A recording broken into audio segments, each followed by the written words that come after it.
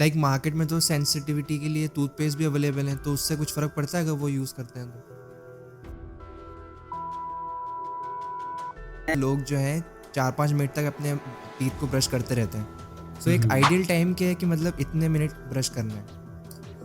एक प्रॉपर वो बता सकते हो? लाइक जैसे जो डायरेक्शन होती है, लाइक मैंने देखा कि एक सर्कुलर हाँ फॉर्म में हाँ। होता है, एक बैकवर्ड डायरेक्शन में होता है। हो रहा है जो अच्छा है उसको हम, एक टेक्निक का नाम है जिसको हम बोलते हैं मॉडिफाइड बास टेक्निक। इसकी एज क्या होती है जब विज़डम टूथ आने लगता है? सी इसका एज है।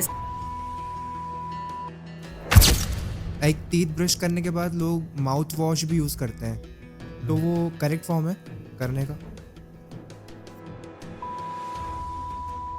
स्टार्टिंग में जब जो बेबी टूथ होते हैं जो गिरने लगते हैं, उसके बाद जो सडनली न्यू टीथ आने लगते हैं, तो कभी-कभी वो टेढ़े-मेढ़े आने लग जाते हैं। उसका रीज़न क्या है उसके पीछे? सी टेढ़े मेढ़े का बहुत रीज़न है। सो मेरा पहला क्वेश्चन ये रहेगा आपसे कि आई हैव सीन, मतलब बचपन से मैं सुनता भी आ रहा हूँ और इवन डेंटिस्ट ऑल्सो बोलते हैं कि आपको दिन में 2 बार ब्रश करना चाहिए।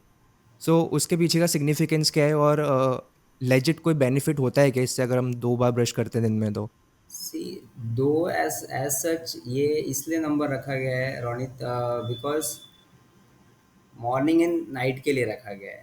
बिकॉज ओवर ब्रशिंग भी हमको नहीं करना है, and to time is like minimal significance है उसका एंड मैक्सिमम बेनिफिट है उसका। बिकॉज आप ज़्यादा करेंगे तो ओवर ब्रशिंग भी नहीं होना चाहिए और मिनिमल भी नहीं होना चाहिए जिसकी वजह से आपको ओरल हेल्थ में इश्यूज हो।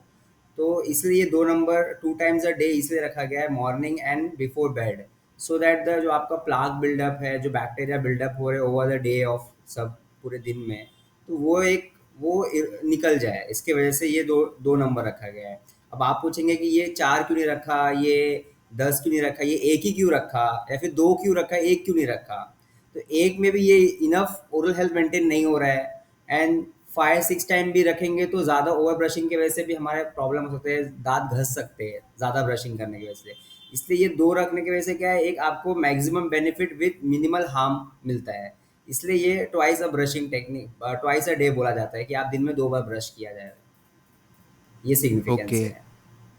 लाइक यू हैव मेंशन कि ओवर ब्रशिंग भी कॉज़ कर सकता है ओरल यस, डैमेज यस। को। सो यस, क्या यस। देखने को मिल सकता है डैमेज जो है?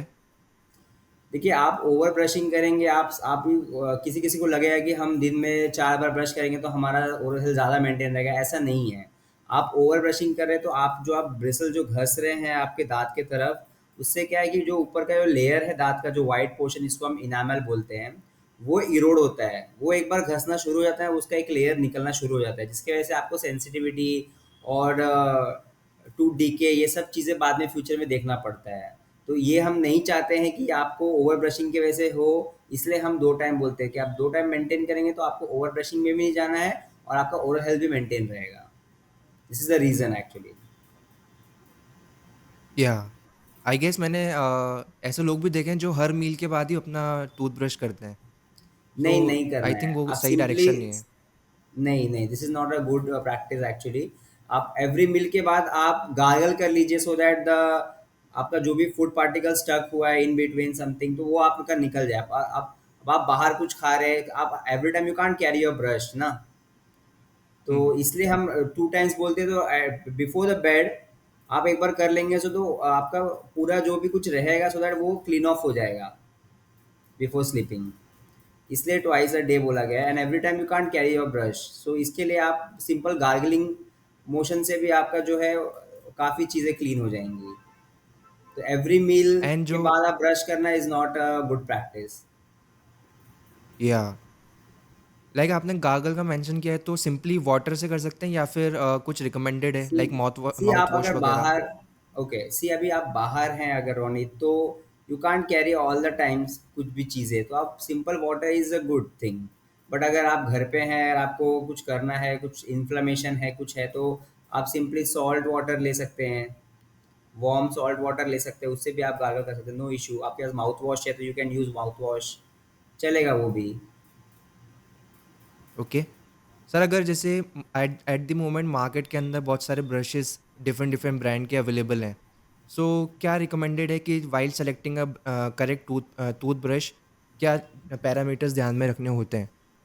सी I not support any brand, तो मेरा ओके। बस एक सिंपल थिंग देखना है आपको कि जो ब्रिसल हो वो काफ़ी सॉफ्ट हो, so that it will not give trauma to your gums और योर टूथ। एकदम सॉफ्ट ब्रिसल हो, और वो बस आप ब्रिसल सॉफ्ट हो और उसमें कोई भी कुछ भी हो, आप उसको आप टीवी पे कुछ भी दिखा रहे हैं, आप वो सब आपको जाने की ज़रूरत नहीं है। आपको मार्केट में आप बोलना है कि सॉफ्ट ब्रिसल का जो भी ब्रश है आप ले लीजिए, एंड आप कैसे उसको प्रैक्टिस करते हैं ब्रश से वो मैटर करता है। ब्रश आप सॉफ्ट ले लेंगे is enough for you to maintain oral hmm, hmm. Hygiene, और उसमें आपको इतना कुछ स्पेसिफिकेशन और देखने की ज़रूरत नहीं है। ओके, लाइक जो उसके ब्रेसल्स वगैरह होते हैं मेनली उस पे ध्यान देना होता है, लाइक वो सॉफ्ट हो, ज़्यादा हाँ, रिजिड वो नहीं ही हो। सॉफ्ट हो। ब्रिसल आपका सॉफ्ट होगा तो आप थोड़ा सा हार्ड भी। सी आप यू कैन प्रैक्टिस कि आप मोशन कंट्रोल में नहीं रहेगा आपके एवरी टाइम। कभी कभी आप जोर से कर देंगे, कभी कभी आप धीरे से कर देंगे, हो सकता है। तो अगर सॉफ्ट ब्रिसल रहा तो आपने अगर जोर से भी कर दिया तो आपको आपको गम डैमेज नहीं होगा, आपको टूथ को ट्रॉमा नहीं होगा, ये सब चीज़ें अवॉइड हो जाएंगी। इसलिए सॉफ्ट ब्रिसल हम बोलते हैं कि आप यूज़ करिए। Like I have seen many people कि ना लोग जो हैं 4-5 मिनट तक अपने टीथ को ब्रश करते रहते हैं। सो एक हम्म। आइडियल टाइम क्या है कि मतलब इतने मिनट ब्रश करना है? The ideal time according to the ADA, like American Dental Association, उन्होंने एक स्पेसिफिकेशन टाइम दिया है कि 120 सेकेंड और 2 minute is sufficient for your teeth brushing. 2 minutes. Suppose you hmm, divide hmm. your whole tooth into four part. Suppose, okay, 1, 2, 3, 4. So each section you can give 30 seconds simply. So 30, okay. 30, 30, 30. 2 minutes is enough. No need to overbrush 4 minutes, 5 minutes. No need. कोई ज़रूरत नहीं ये unnecessary आप over brushing करेंगे। It's better कि आप technique कौन सा यूज़ कर रहे हैं, कैसे कर रहे हैं, हाउ यू आर डूइंग, वो मैटर करता है। अननेसेसरी आप 5 मिनट तक आप घसेंगे, देयर इज़ नो यूज़। एक प्रॉपर वो बता सकते हो लाइक जैसे जो डायरेक्शन होती है, लाइक मैंने देखा कि एक सर्कुलर हाँ फॉर्म में हाँ। होता है, एक बैकवर्ड डायरेक्शन में होता है। सो वो हम्म। डिस्क्राइब कर सकते हो? हाँ, उसको हम ब्रशिंग टेक्निक, बहुत सारे ब्रशिंग टेक्निक है जो रिसेंटली जो अभी तक जो प्रैक्टिस हो रहा है जो अच्छा है, उसको हम एक टेक्निक का नाम है जिसको हम बोलते हैं मॉडिफाइड बास टेक्निक। तो उसमें क्या होता है कि I show you. Okay. Suppose ये हमारा टूथ है, you can hmm, C.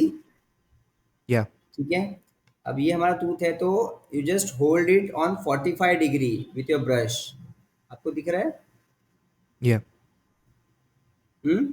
Half of the portion का ब्रिसल जो है ना वो गम पे होना चाहिए, और हाफ ऑफ द ब्रिसल का पोर्शन वो टूथ पे होना चाहिए।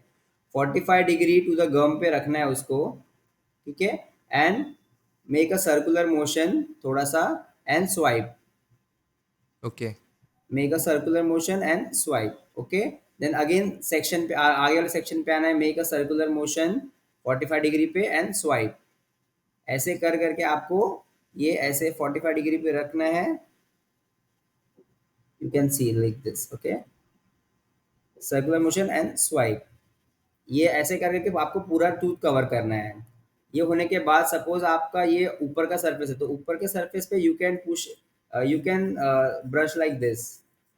आप देख रहे हैं ऐसे ऐसे, जो जो अपना मेन, जहाँ से हम चबाते हैं, लाइक आप जहाँ पे खाना चबाते हैं ना, ऊपर का सरफेस होता है, वहाँ पे आप उसको ऐसे ऐसे ऐसे ब्रश कर सकते हैं, क्लीन कर सकते हैं। और ऊपर का पोर्शन रहेगा सपोज, तो आप वो ऐसे ब्रश अंदर रख के circular motion and swipe motion, little circular and swipe motion, ऐसे करके आप सारा एरिया कवर कर सकते हैं। ठीक है, और मीन वाइल आप अंदर भी सेम पोर्शन ही फील यूज कर सकते हैं, अंदर रख के देन स्वाइप, अंदर रख के स्वाइप। एंड सेम चीज़ आप नीचे के दांतों में कर सकते हैं, कुछ अलग नहीं है। बस आपको मेक श्योर करना है कि जो आपका ब्रश हो वो गम पे 45 डिग्री पे रेस्ट करे। हाफ ऑलराइट, सर्कुलर देना है एंड स्वाइप मोशन देना है, half circular and swipe motion. ठीक है, ये मेथड ही ओके। है, और इसको हम मॉडिफाइड बास टेक्निक बोलते हैं हमारे डेंटिस्ट्री में। तो ये आप फॉलो कर सकते हैं, बहुत सिंपल है। स्वाइप मोशन करने से एक बेनिफिट ये है कि जो आपके दो दांतों के बीच में जो भी खाने फंसे रहेंगे वो आप इजीली निकाल पाएंगे। Hmm, normally when you ask people कि आप कैसे ब्रश करते हैं, तो वो आपको बताएंगे कि हम ऐसे ऐसे करते हैं। ठीक है, तो इससे राइट। दो दांतों के बीच की सफाई नहीं हो रही है, आप बस अननेसेसरी घस रहे हैं। तो इसकी वजह से आपने देखा होगा कि जो दो दांतों के जो कॉर्नर है ना, जो कॉर्नर रीजन है गम के जस्ट नीचे वाला पोर्शन, वहां पे लोगों के दांत घस जाते हैं। तो वो ये रीजन है, ओवर राइट। ब्रशिंग और ज्यादा हार्ड ब्रिसल यूज करने की वजह से आप जब इतना घसते हैं ना, वो आपका दांत घस जाता है उसकी वजह से। वो नहीं करना है हमें। आप 2 मिनट दीजिए, प्रॉपर टेक्निक यूज करिए। हाँ, ये टेक्निक को हैबिट में लाने में टाइम लगेगा। It will not easy hmm, for hmm, normal people to grab this habit easily. वो टाइम लगेगा, हुँ, स्टार्टिंग में आपको मे बी 3 मिनट्स 4 मिनट लगे वो आपको एडजस्ट करने में। बस वंस यू आर कंफर्टेबल तो आपको बहुत ईजी हो जाएगा। एक बार आपको हैबिट हो गया तो ये टेक्निक आपको इतना टेक्निक सेंसिटिव नहीं लगेगा कि ये 45 डिग्री कैसे है। ये स्टार्टिंग में थोड़ा अजीब लगेगा, but once you use habit लग जाएगा ना, तो आपको इतना डिफिकल्ट नहीं गिरेगा। हुँ। जस्ट मेक श्योर करना है कि वो सारे सेगमेंट्स के अंदर इक्वली अपन ब्रश कर रहे हाँ। हों। Every tooth should be right. Covered. हुँ, हुँ। ऐसे ब्रेकफ़ास्ट के पहले ब्रश करना होता है या फिर ब्रेकफ़ास्ट के बाद करना होता है? नहीं, आपको ब्रेकफास्ट लाइक के पहला पहले ही मील ब्रश जो है। करना है ना। ब्रश ब्रश करने से पहले कुछ भी खाने से पहले आप मॉर्निंग में उठेंगे तो उसके पहले सबसे पहले आप ब्रश करेंगे, उसके बाद ही आप कुछ खाएंगे ना। ब्रेकफास्ट के बाद तो लाइक कुछ करने का हाँ। मतलब नहीं है। लाइक मैंने एक यूट्यूब पे देखा था। सो वो भी डेंटिस्ट ही थे उस वीडियो के अंदर, जो कि बोल रहे थे कि ब्रेकफास्ट के बाद आपको प्रेफरेबल है, सो दैट है ना उसका जो एलिमेंट्स वगैरह हैं वो टोटली वहाँ से निकल जाएं। आई डोंट नो कितना नहीं, उसका था सिग्निफिकेंस। तो नहीं नहीं, ऐसा कुछ सिग्निफिकेंस मेरे हिसाब से तो नहीं है, बट आप ब्रश पहले ब्रश करिए, उसके बाद ही आप ब्रेकफास्ट कीजिए। हाँ, अगर आपको लग रहा है कि फूड पार्टिकल्स ज़्यादा एक्यूमुलेट हो गए और आपको लगता है ज़रूरत है तो आप कर लीजिए। बट अगर आपको लग रहा है कि सिंपल गार्गलिंग से, वाटर गार्गल से आपसे अगर इजिली निकल रहे सब चीज़ें, तो ज़रूरत नहीं है ओवर ब्रश करने का। हम्म। एंड सर जैसे ना मैंने बाकी फॉरेनर लोगों को भी देखा हुआ है, सो उनके टीथ जो है ना एकदम वाइट होते हैं। सो मैं भी थोड़ा इन्फ्लुएंस हो गया था and I started trying home remedies. थोड़ा मतलब यूट्यूब पे ही देखा था कि होम रेमेडीज से आप वाइट कर सकते हो, एंड ऑल्सो टूथपेस्ट वगैरह भी अवेलेबल है मार्केट के अंदर। सो आप टेक्निक्स और प्रोडक्ट्स बता सकते हैं टीथ वाइटनिंग के लिए स्पेसिफिकली? सी टीथ वाइटनिंग के लिए जो आप अगर बहुत सारे see, I will not suggest home remedies for this, because कैसे है कि people will watch home remedies and वो एग्जैक्ट रेप्लिका घर पे नहीं कर पाते हैं, इसकी वजह से उनको प्रॉब्लम हो जाती है घर पे। ठीक है, अगर आपको एक्चुअल में कुछ ट्रीटमेंट चाहिए तो better you take a help of professional, it's my advice. And अगर आपको स्टिल चाहिए तो आप घर पे आप वाइटनिंग टूथपेस्ट ले लीजिए, वो आप कर सकते हम्म। हैं। अगर आप मार्केट में टूथपेस्ट मिल रहा है वाइटनिंग का तो वो ले लीजिए, वो कर सकते हैं। होम रेमेडीज़ में आपको यूट्यूब पे ऐसे कुछ भी वीडियोस मिलेंगे बहुत सारे ऐसे, वो सोडा एंड ऑल लगा के आप ये कीजिए, but I will not prefer, I not say use this technique for whitening. Better है कि अगर आपको वाइटनिंग चाहिए तो you can go for the toothpaste, और आपको एडवांस्ड वाइटनिंग चाहिए तो you take a help of professional. तो ये मैं बोलूँगा। और टूथपेस्ट जो है वाइटनिंग का मार्केट में बहुत सारे अवेलेबल है, you can by any toothpaste जिसमें मोस्टली सो हाइड्रोजन पेरोक्साइड हो, which is the main content for the whitening of our tooth. जो हमारे वो टीथ वाइटनिंग करते हैं उसका main content sodium hydrogen peroxide है, तो वो रहना बहुत ज़रूरी है। एंड जो हम यहाँ पे भी वाइटनिंग ट्रीटमेंट करते हैं तो उसमें भी हमारा मेन कंटेंट वही होता है। ओके। तो लाइक जैसे डेंटिस्ट वगैरह भी ट्रीटमेंट करते हैं तो उसका भी यूज़ करते हैं आई गेस। हाँ, हाइड्रोजन पेरोक्साइड ही मेन कंटेंट है। अगर हम जो यूज़ करेंगे वाइटनिंग ट्रीटमेंट के लिए, तो वो main content is hydrogen peroxide, वही ऑल राइट। आपका टूथ के कलर को लाइट करेगा। ओके। से लोगों के ज़्यादातर जैसे फॉरेनर्स हैं तो उनके हम्म, टीथ जो हैं इतने ज़्यादा येलोइश नहीं होते लाइक इंडियंस जो कैरी करते हैं जेनेटिक्स के हम्म। अंदर। तो डू यू थिंक कि जेनेटिक्स में मैटर करते हैं टीथ वाइटनिंग एंड उसकी येलोइश जो थिंग होती है? सी जेनेटिक का रोल मे भी हो, ऐसा नहीं मैं बोल सकता कंप्लीटली नहीं हो, but the main thing is कि आप प्रैक्टिस कैसे करते हैं, आप हैबिट कौन सा मेंटेन करते हैं। आप ओरल हाइजीन मेंटेन कर रहे हैं तो it will not become so yellow easily. आप अगर स्मोकिंग कर रहे हैं, you are eating tobacco, nuts, ये सब आप हैबिट इन्वॉल्व कर रहे हैं, तो आप फिर कंपेयर नहीं कर सकते कि उनका वाइट क्यों है और मेरा क्यों नहीं है। आप ओरल हाइजीन मेंटेन करें तो हर एक का दांत जब आता है तो वो वाइट नॉर्मल जो नेचुरल कलर है वही होके आता है। It is hmm, how you maintain that colour, depends upon the person.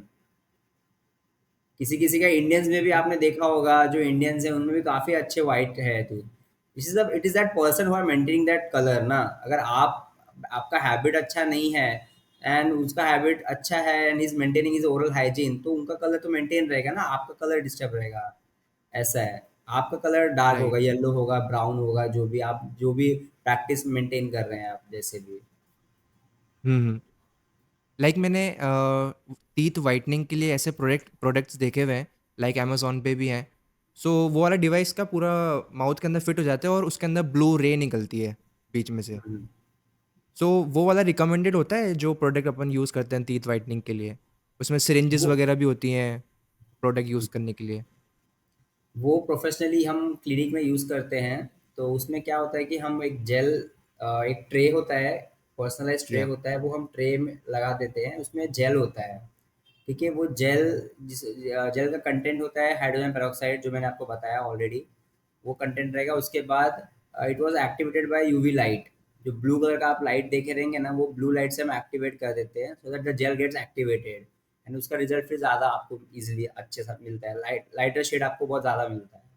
तो that UV light will activate that gel, hydrogen peroxide, उसके वजह से है। एंड तो उसको वो काफ़ी टाइम तक यूज़ कर सकते हैं फॉर टीथ व्हाइटनिंग? सी उसका result again the question is same, answer is same only, कि once you get that treatment it is the person how is maintaining that habit. आप उसको मेंटेन करना है एंड आप स्टेन वाली चीज़ें नहीं खानी है, लाइक कॉफ़ी, टी, जो भी हाईली स्टेनिंग चीज़ है, कार्बोनेटेड ड्रिंक्स जो भी रहेंगे मार्केट में, वो आपको नहीं लेना है। अगर आप लेते भी है, सपोज यू कांट गो कि हम ऐसे नहीं कर सकते, खा ही नहीं सकते चाय कॉफ़ी, आप इन्वॉल्व लीजिए बट मेक श्योर आप रिंस कर लीजिए वाटर से, सो दैट द वो एब्जॉर्ब ज़्यादा ना करे अपने teeth. And this is how how long you maintain, वो उतना मेंटेनेंस फेज में रहेगा। अगेन वो शेड अगर आप मेंटेन नहीं करेंगे तो there is no use of treatment, again वो शेड अपना डार्क हो जाएगा, then again you have to be get the treatment again. Toothpaste की बात करें, लाइक कोई कोई टूथपेस्ट के अंदर बबूल भी ऐड ऑन होता है, राइट? किसी किसी के अंदर नमक आ रहा है, आजकल तो टोटली डिफरेंट ब्रांड्स में कुछ यस कुछ अलग ही यस। आ रहा है। तो एक अगर प्राइमरी अपन टूथपेस्ट के बारे में बात करें कि उसके अंदर सारी चीज़ें फुलफिल हो रही हो, तो क्या क्या कंपोनेंट्स उसके अंदर देखने हैं?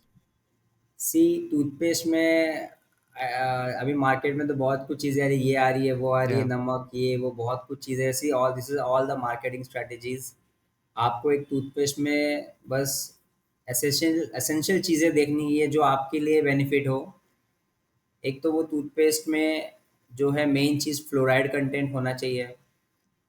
एक फ्लोराइड कंटेंट 1000 से 1500 ppm का फ्लोराइड कंटेंट होना ही चाहिए, which is good for your cavity prevention, और भी टूथ डीके जो भी होगा वो प्रिवेंट करने के लिए फ्लोराइड कंटेंट होना चाहिए। और वो मिनिमल एब्रेसिव होना चाहिए। जिसमें कंटेंट होते हैं ना, आपने देखा होगा टूथपेस्ट जो होते हैं वो थोड़ा रफ होता है, व्हेन यू ब्रश ना, वो हल्का हल्का ऐसे पार्टिकल्स आपको फील होते होंगे। या वो वही चीज़ है जो आपके गंदे चीज़ों को निकाल रहा है, ठीक है। तो वो ज़्यादा मोर एब्रेसिव हुआ ना, लाइक ज़्यादा थिक हुआ ना डायमीटर में, तो वो आपके टूथ सरफेस को भी इरोड करेगा, वो आपके टूथ सरफेस को भी वो चिप ऑफ करेगा धीरे धीरे। तो वो मिनिमल एब्रेसिव होना चाहिए टूथपेस्ट आपका जो है, बहुत ही पतला डायमीटर का एब्रेसिव उसमें होना चाहिए, सो दैट आपका आपका बस क्लीनिंग हो, आपका टूथ का सरफेस ना निकले उसमें से।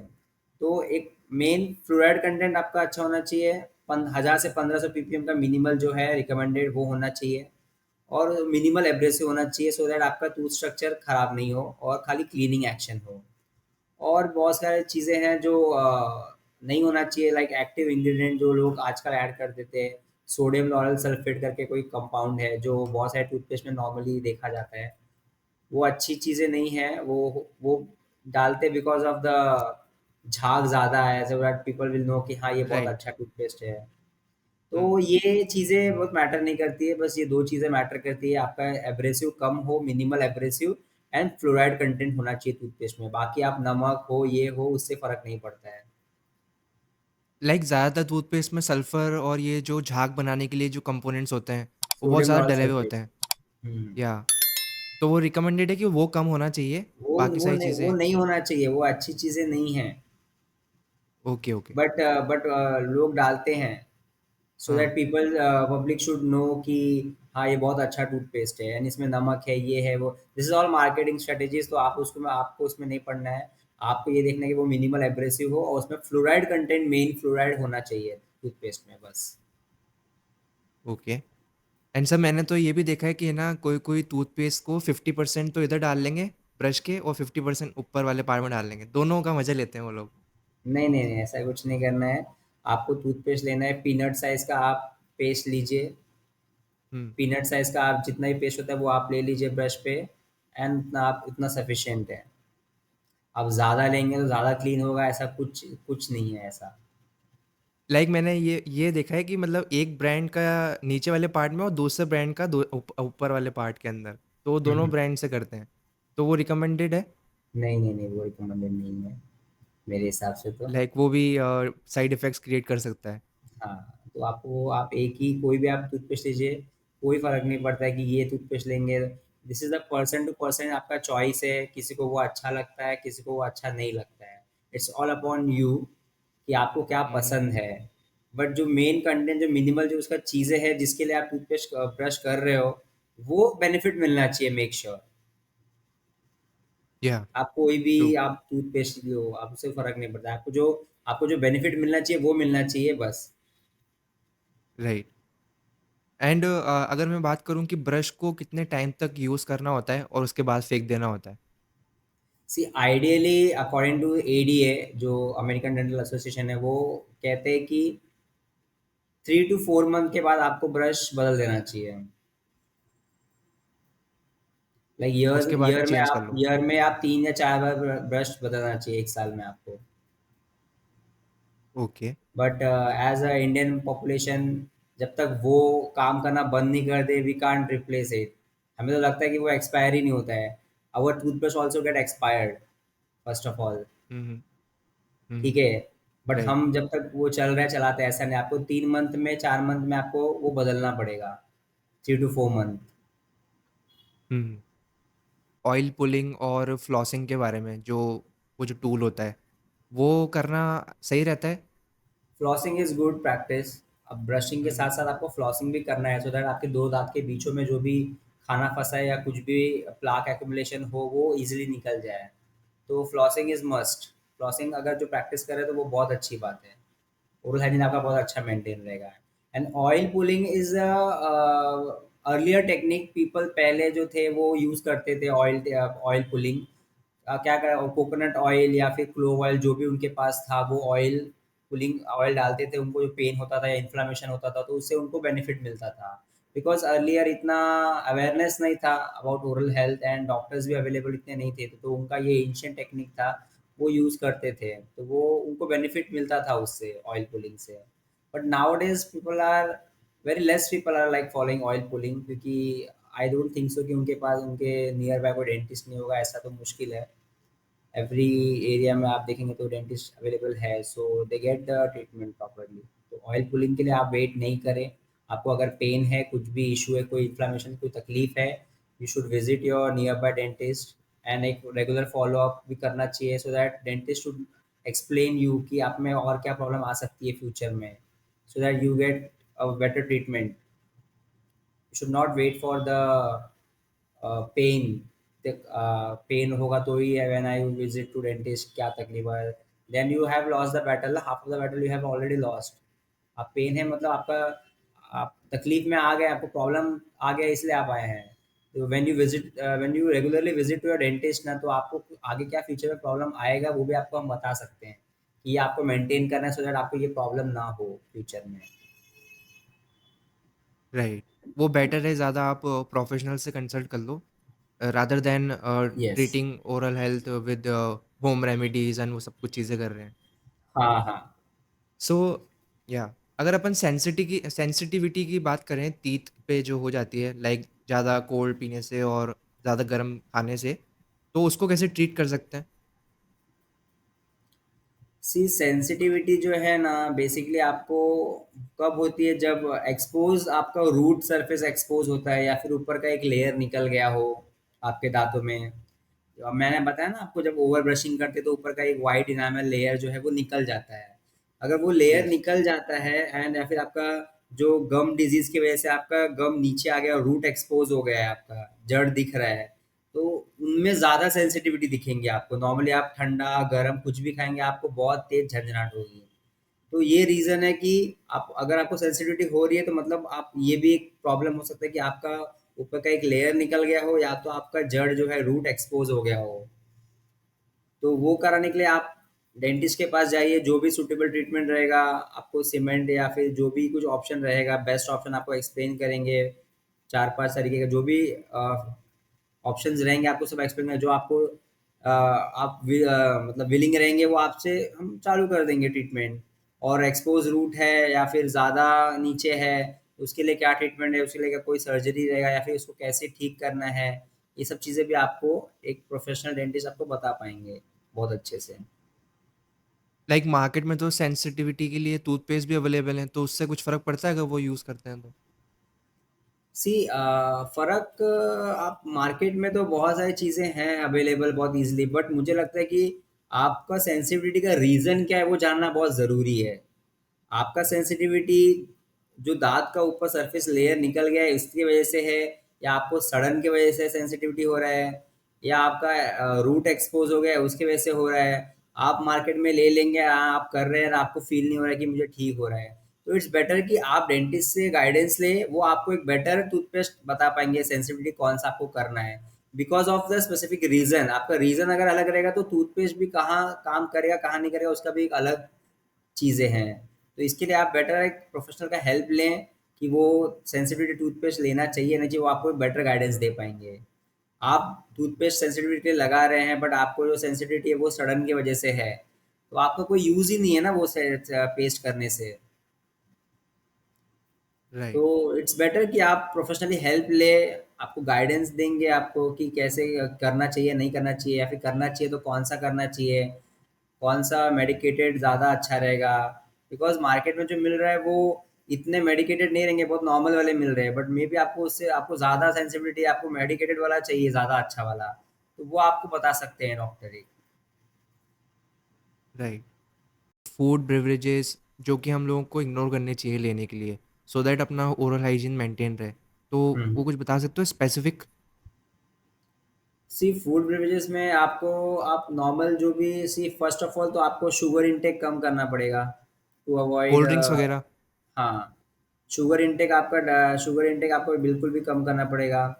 फिर कार्बोनेटेड ड्रिंक्स जो भी है मार्केट में आप जो लेते हैं वो भी it's not good for your teeth, वो आपको नहीं लेना चाहिए। फिर जो भी स्टिकी चीज़ें होती है लाइक आप चिप्स वगैरह खाते हैं, ये सब चीज़ें ना, चिप्स, चकली, फिर आप मार्केट में बहुत सारी चीज़ें हैं, पापड़ वगैरह, ऐसी चीज़ें हैं जो आप खाने के बाद आपके दांतों में वो चिपकी रहती है फॉर आवर्स टू आवर्स। तो वो 2-3 घंटे आपके दांतों में रहने के बाद बैक्टीरिया को वो एक फ्यूल मिलता है, वो उन पे काम करके एक एसिड तैयार करते हैं जिस वो एसिड से आपका दांत गलता है। ठीक है, तो वो आप उनको फ्यूल प्रोवाइड कर रहे हैं बेसिकली। तो चिपकी हुई जो चिपकने वाली चीज़ें हैं वो नहीं खानी है, कार्बोनेटेड ड्रिंक्स नहीं खाना है। फिर आपको शुगर इंटेक आपका कम करना है। आप मोर डाइटरी चीज, आपका डाइट अच्छा रखना बहुत इंपॉर्टेंट है टू प्रिवेंट ओरल प्रॉब्लम्स। आप फ्रूट्स वगैरह खा सकते हैं, उससे क्या, फ्रूट्स वगैरह खाने से क्या है कि आप, आपका जो चीज़ें हैं वो एक, अब बाइटिंग की वजह से ना आपका क्लीनिंग एक्शन भी होता है, आपका जो प्लाक जो है वो निकल जाता है। आप जब चबाते तो आपका देखो आपका फील होता है, जब आप फ्रूट्स वगैरह खाते तो आपका दांत थोड़ा क्लीन होना फील होता है वो आपको, ऐसा कुछ बिल्डअप रहेगा तो वो भी निकल जाता है।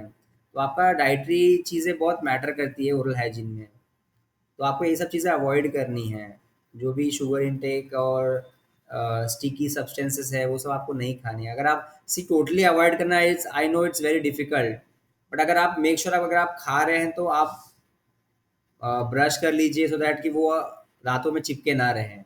बिकॉज आप फिर वो चिपके रहेंगे ओवर पीरियड ऑफ टाइम, फिर वो आपको प्रॉब्लम देंगे आगे। लाइक आपने प्लाक का मेंशन किया तो मुझे ऐसा याद आ रहा है कि टीथ के ऊपर जो अपन स्क्रैच करते हैं तो एक वाइट कलर का सब्सटेंस होता है, तो वो प्लाग ही होता है? हाँ, जो आपने देखा होगा, आपने जो सॉफ्ट रहता है स्क्रैच, प्लाक इज, हाँ, आप राइट। जब हाथ लगाते हैं तो आपको एक सॉफ्ट दिखता है, वो उसको हम प्लाक बोलते हैं। वो बैक्टीरिया का एक्यूमुलेशन रहता है बेसिकली अपने दांतों के ऊपर। तो वो बिल्डअप नहीं होने देना है। क्या होगा कि आप जब ओवर पीरियड ऑफ टाइम जब उसको आप नहीं, वो नहीं निकलेगा तो वो सॉफ्ट से वो हार्ड हो जाएगा। वो हार्ड हो जाएगा तो एक टार्टर बन जाएगा वो।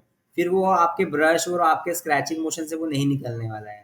फिर वो आपको क्लीनिंग करवा के एक मशीन से ही आपको फिर वो साफ करवाना पड़ेगा। एक बार वो हार्ड हो गया then there is no way to get down that soft that hard substance called tartar. तो आप उसका वेट नहीं करना है कि आपको वो सॉफ्ट का वो हार्ड हो। अब सॉफ्ट है वो, उसको निकालना बहुत ईजी है। इसलिए आपको ब्रश जब कर रहे हैं तो मेक श्योर पूरा प्लाक आपका जो निकल जाए। आपको फील होता होगा ना मॉर्निंग में जब आप उठते हैं तो सी आप देखते हैं तो आपको आपके टूथ स्ट्रक्चर पे एक लेयर फॉर्म है, आपको वो फील होता है, तो वही एक प्लाक बिल्डअप हो जाता है over a period of time. Plaque का मेंशन किया है, तो डू यू थिंक कि जो प्लाग एक्यूमुलेट हो जाता है फॉर अ लॉन्ग टाइम, तो वो एक रीज़न है मुंह से बदबू आती है जो, उसका भी एक रीज़न है? हाँ हाँ, वो भी एक रीज़न है। आप अगर आप देखिए, आप अगर आप ब्रश नहीं करते हैं, वो प्लाक बेसिकली प्लाक इज क्या है, वो बैक्टीरिया का एक्यूमुलेशन है जो काम कर रहा है आपके दांतों के ऊपर। तो उसकी वजह से भी हम्म। आपका बैड ओडर जो है, स्मेल आता है आपके मुंह से, वो भी है। इसलिए आप जब ब्रश कर लेते हैं तो वो चला जाता है इमीडिएटली, जो नॉर्मल रहता है। बट सम टाइम क्या है कि आपको ये चीज़ें भी अवॉइड करनी है जिससे आपका बैड ब्रेथ ज़्यादा आए, लाइक ओनियन, गार्लिक, सब चीज़ें आप खाते हो तो आपके मुंह से ज़्यादा देर तक स्मेल रहती है। तो ये सब चीज़ें भी कभी-कभी आप अवॉइड कर सकते हैं अगर आपको कहीं नहीं चाहिए वो चीज़ें तो। इसलिए वो बैड ब्रेथ का जो हैबिट है, आपका मेक श्योर आपका टंग वगैरह क्लीन हो।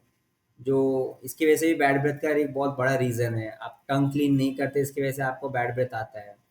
मेक श्योर जब आप ब्रश करें तो आपका टंग भी क्लीन हो, उसकी वजह से बैड ब्रेथ का प्रॉब्लम लोगों को आती है।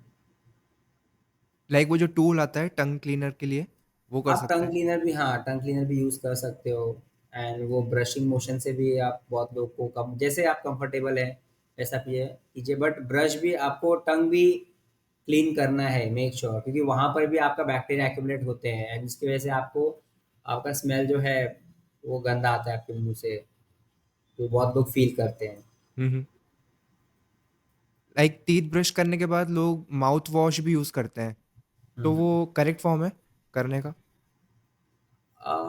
माउथ वॉश आप तुरंत ही ब्रश करने के बाद करना, मतलब ठीक है, मतलब वो ज़्यादा बेनिफिट नहीं है बिकॉज आपका ऑलरेडी माउथ तो क्लीन ही है। बट माउथ वॉश आप यूज़ कर रहे हैं, कुछ आपको बैक्टीरिया का एक्यूमुलेशन कम करना है तो अच्छी बात है, क्योंकि उससे क्या, जो प्लाक बिल्डअप हुआ है, बैक्टीरिया वगैरह सब मर जाते हैं माउथ वॉश से। तो वो एक अच्छी हैबिट है, माउथ वॉश यूज़ करना चाहिए, बट मेक श्योर कि आप माउथ वॉश जो यूज़ कर रहे हैं वो उसमें वो अल्कोहल फ्री हो। बिकॉज अल्कोहल रहेगा तो उसकी वजह से क्या होता है कि आपका जो माउथ है वो ड्राई होने लगता है। एक बार आपका माउथ ड्राई हो गया, सलाइवा प्रोडक्शन कम हो जाता है, उसकी वजह से क्या है कि डीके का चांस बढ़ जाता है, सड़ने का चांस बढ़ जाता है। क्योंकि हमारा जो सलाइवा है वो मेंटेन करती है, क्लीनिंग एक्शन रखती है अपने मुंह के अंदर। तो सलाइवा प्रोडक्शन कम हो जाएगा जिसकी वजह से कि चांसेस बढ़ जाते हैं कैविटी के। प्लस कोई कोई माउथ वॉश जो है वो स्टेनिंग एक्शन देते हैं, सॉरी, स्टेन करते हैं हमारे दांतों को।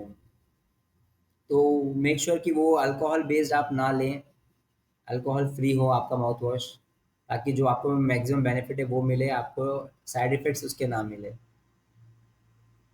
एंड इसको अपनी ओरल हाइजीन के अंदर रेगुलर बेसिस पे इंक्लूड कर सकते हैं, हाँ, आप माउथ कर वॉश को? सकते हैं, हाँ हाँ, कर सकते हैं। लाइक मैंने बचपन में भी देखा हुआ है कि स्टार्टिंग में जब जो बेबी टूथ होते हैं जो गिरने लगते हैं, उसके बाद जो सडनली न्यू टीथ आने लगते हैं, तो कभी कभी वो टेढ़े मेढ़े आने लग जाते हैं। उसका रीज़न क्या है उसके पीछे, जो टेढ़े मेढ़े आते हैं टीथ? सी टेढ़े मेढ़े का बहुत रीज़न है।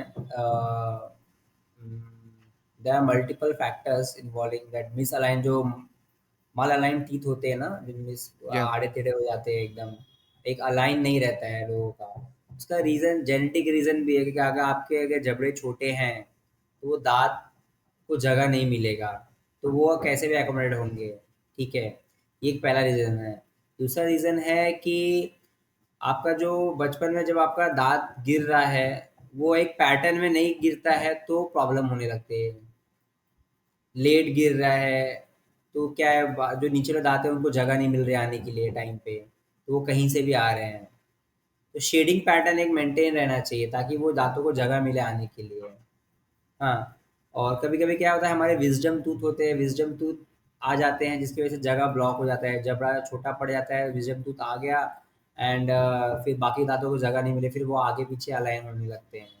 ये सब रीज़न है। हुँ, हुँ। और बहुत और मेन रीज़न जो है वो बचपन में लोगों को हैबिट्स होते हैं, थंब थंब सकिंग का, ये सब हैबिट्स होते हैं जिसकी वज़ह से हमारा दाँत जो है वो आगे प्लेस होने लगता है। आप देखिए, आप जब थम्स अप करते हैं तो आप आगे पुश कर रहे हैं आगे वाले दाँत को, तो दाँत आपका फिर थोड़ा आगे हो जाता है। सब हैबिट इन्वॉल्व होता है बचपन में, तो उसकी वजह से ये मिसअलाइन मालअलाइन टीथ होने लगते हैं बच्चों में।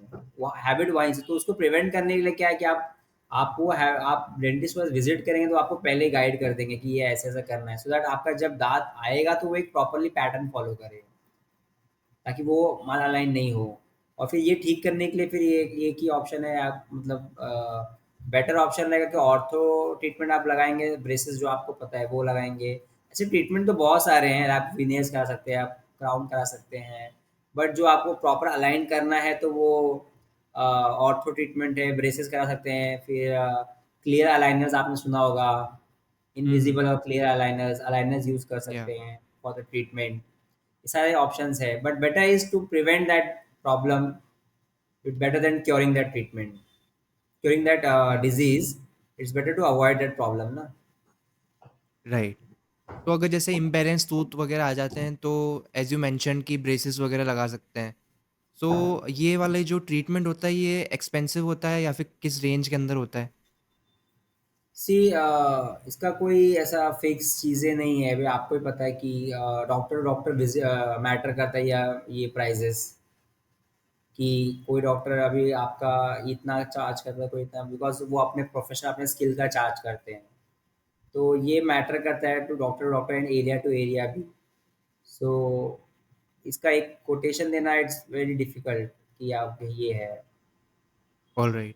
सो अगर जैसे अगर जैसे कोई इनविजिबल लाइनर्स वगैरह लगाना चाहता है तो वो प्रीमियम सेगमेंट में आता है या फिर वो जो नॉर्मल विजिबल लाइनर्स होते हैं उसके अराउंड में आता है? कौन से? जो इनविजिबल लाइनर्स होते हैं जो हाँ दिखते हाँ नहीं हाँ। है जब वो लग जाते हैं, तो वो प्रीमियम सेगमेंट में आते हैं? या हाँ, वो प्रीमियम सेगमेंट में आते हैं, बिकॉज ओके। आपका और एस्थेटिक मेंटेन कर रहे हैं वो। आप जो ब्रेसेस लगाएंगे वो दिख के आते हैं कि आपने ब्रेसेस लगाया है, बट आपको क्लियर और इनविजिबल रहना चाहिए कि वो आपको दिखे ही नहीं, वो आपका ट्रीटमेंट भी हो, तो वो थोड़ा प्रीमियम सेगमेंट में आ जाता है ट्रीटमेंट वाइज। एंड ये जो ब्रेसिस का पूरा ट्रीटमेंट होता है कितना टाइम लगता है उसको अलाइन होने में टीथ को? ये डिपेंड करता है आपका केस टू केस। अगर आपका बहुत मेजर प्रॉब्लम है तो टाइम लग सकता है, अगर आपका छोटा प्रॉब्लम है तो आपका टाइम जल्दी हो जाएगा। But on an average 1 year आप पकड़ के चलो, मिनिमम 1.5 ईयर तो आपका मतलब एवरेज जाता है ट्रीटमेंट में, फुल्ली ट्रीटमेंट में। हुँ, हुँ। तो इतना आप पकड़ के चलिए, बट ज़्यादा भी लग सकता है, और ये कुछ फिक्स नहीं है। This is all depend upon case to case. Okay. आपने अभी थोड़ी देर पहले विज़डम टूथ का भी मेंशन किया था। सो मेरा उससे एक सवाल आ रहा है कि इसकी एज क्या होती है जब विज़डम टूथ आने लगता है? सी, इसका एज है 17 to 25 के बीच में ये आती है।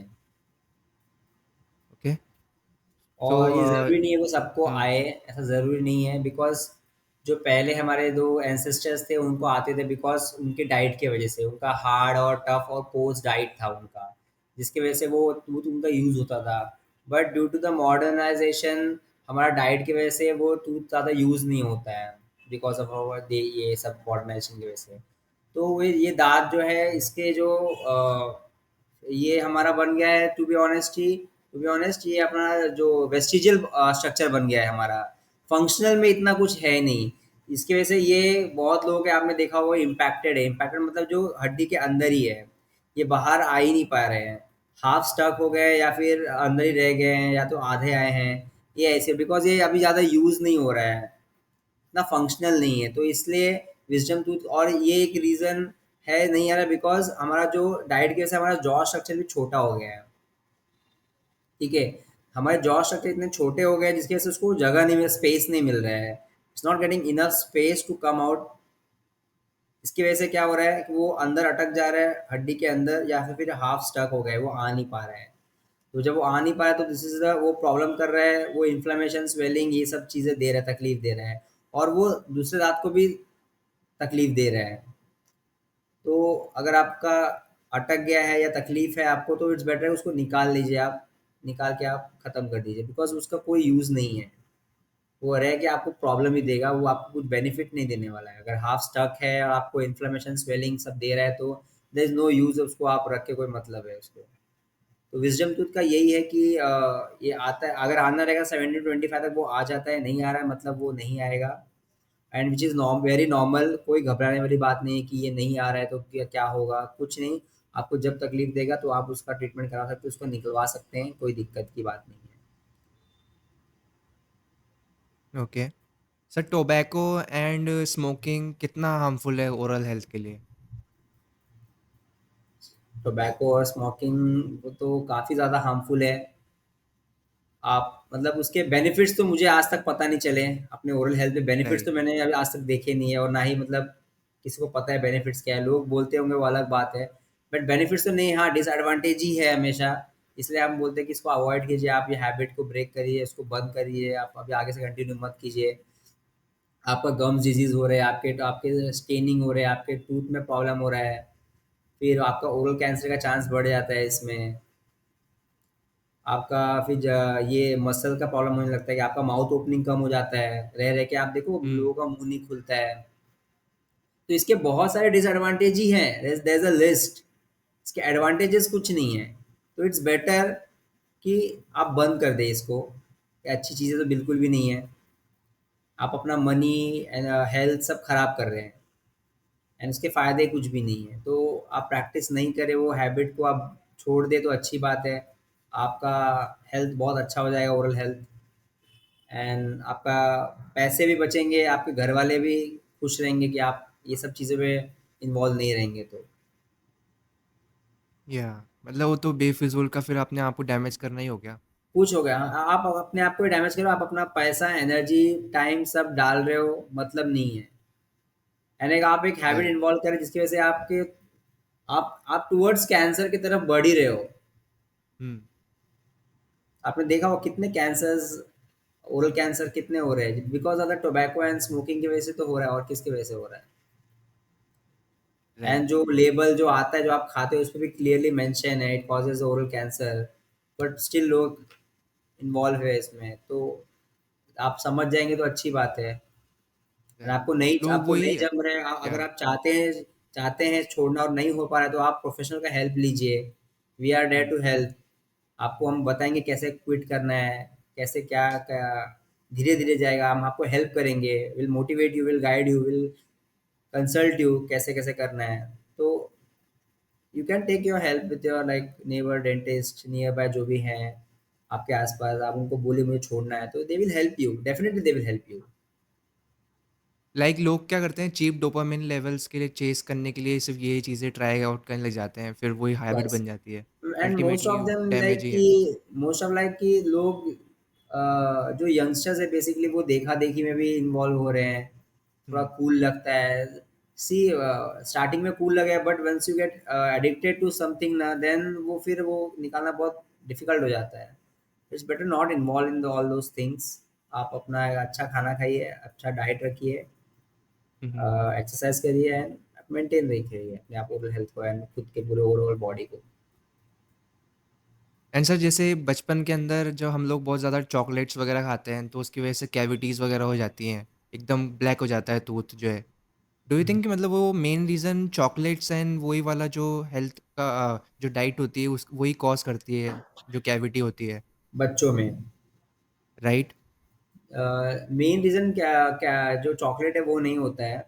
Main okay. रीज़न जो है जो हम फ़ीड करते हैं ना बॉटल में दूध फ़ीड करते हैं, this is the hmm, main reason actually. Chocolate भी एक रीज़न है, द मेन रीज़न इज़ जो हम जो बॉटल में फ़ीड करते हैं ना दूध वो मीठा होता है। इसकी वजह से वो मीठा दूध की वजह से ना वो दूध मुँह में कंटिन्यू वो दाँतों को लगे रहते हैं, जिसकी वजह से वो साइड-साइड में आपने देखा दाँतों के साइड-साइड में पहले खाना चालू हो जाते हैं। एकदम साइड-साइड से हर दाँतों में, आगे के पूरे दाँत ब्लैक हो जाते हैं बच्चों में। तो वो बॉटल जो दूध होता है ना उसकी वजह से ज़्यादा होता है। हुँ। और चॉकलेट तो एक वो भी एक रीज़न है, तो ये मेजर चीज़ें जो है वो इसकी वजह से होती है। तो ये सब आपको ध्यान रखना है बच्चों में, आप जब आप दूध पिला रहे हैं तो ये सब चीज़ें ध्यान रखना है कि शुगर इंटेक इतना नहीं रखना है आपको। लाइक मेरे को तो मतलब मेरे भी कैविटी थी बचपन में, सो सब लोग ये बोलते थे कि चॉकलेट्स वगैरह बहुत खाता है। तो उस वक़्त से मेरी एक आइडियोलॉजी बन गई थी यार कि चॉकलेट्स अब लीव करनी है सो दैट वो कैविटी वगैरह इंक्लूड नहीं हो टीथ के अंदर। सी चॉकलेट मैं मना नहीं करूँगा, एज़ अ डेंटिस्ट हम लोग मना नहीं कर सकते कि आप खाइए मत। सी आप खा सकते हो, बट मेक श्योर कि आप खाने के बाद जो प्रोटोकॉल है आप वो फ़ॉलो कीजिए, वो मेंटेन करिए, तो कोई इश्यू नहीं है। आप ऐसा नहीं बोलेंगे आप खाएँगे, पिएँगे नहीं, आप इन्वॉल्व करिए, बट उसका एक लिमिट होता है। शुगर इंटेक है, वो आपको एक लेवल तक रखना है कि इससे ज़्यादा नहीं आपको जाना है। अब वो अब आप उस टाइम पे कर भी रहे हो तो वो भी अच्छी बात नहीं, बट अगर आप मेंटेन कर रहे हो आफ्टर दैट, खाने के बाद जो भी प्रोटोकॉल है वो मेंटेन कर रहे हो तो वो दिस दैट्स टोटली फाइन, कोई इश्यू नहीं है इतना। या एंड सर अगर मैं पूछूं कि आपके पास जो पेशेंट्स वगैरह आते हैं वो किस मेनली किस प्रॉब्लम से अभी गुजर रहे हैं इन ओरल हेल्थ। सबसे ज़्यादा जो पेशेंट आते हैं वो मेनली आप सड़न की वजह से ही आते हैं, उनको दाँत दुख रहा है, बहुत सीवियरली रात को सो नहीं पाए हैं, इतना बहुत ज़्यादा दुख रहा है, ये उनका मेन रीज़न होता है। और दुख रहा है, when we will take x-ray and हम देखते हैं तो वो आधा से ज़्यादा सड़न सड़न खा चुका है दाँत आपका। तो फिर रूट कनाल ट्रीटमेंट ही एक ऑप्शन बचता है, फिर रूट कनाल ट्रीटमेंट से उनका हम दाँत सेव करते हैं। तो मेजर पेशेंट ये दर्द लेके आएँगे और उसका treatment mostly 80-90% root canal treatment ही रहता है, इसीलिए आते हैं। ओके। एंड उसके भी मतलब प्रोसेस थोड़ा लंबा होता है ये रूट कैनाल का। हाँ, रूट कैनाल में आइडियली बोलते हैं 3 बार आना पड़ता है, 3 स्टेप्स है उसके, वो कराना पड़ता है। बट अगर इन्फेक्शन ज़्यादा नहीं हुआ तो कभी-कभी सिंगल सिटिंग भी करते हैं, अगर ज़्यादा इन्फेक्शन नहीं है एंड प्रोग्नोसिस रिज़ल्ट अच्छा है आफ्टर ट्रीटमेंट तो हम लोग सिंगल सिटिंग में भी कर देते हैं वो कभी-कभी। Alright. So thank you so much sir for sharing the insights, really enjoyed talking to you. Thank you so much for inviting me Ronit. Yeah see It's you a soon, pleasure thank you. talking to be with you and sharing all the basic things so that people get benefited from the knowledge what I have shared. Yeah yeah thank you so much sir, see you. Thank you so much. अगर आप and तक podcast देख रहे हो and I hope आपको इस podcast से बहुत कुछ सीखने को मिला होगा। कमेंट करके बताओ अगला गेस्ट हम कौन सा ला सकते हैं। एंड जो भी इस पॉडकास्ट से आपको सीखने को मिला comment down below. Make sure to like this podcast and I will see you in the next one. Thanks.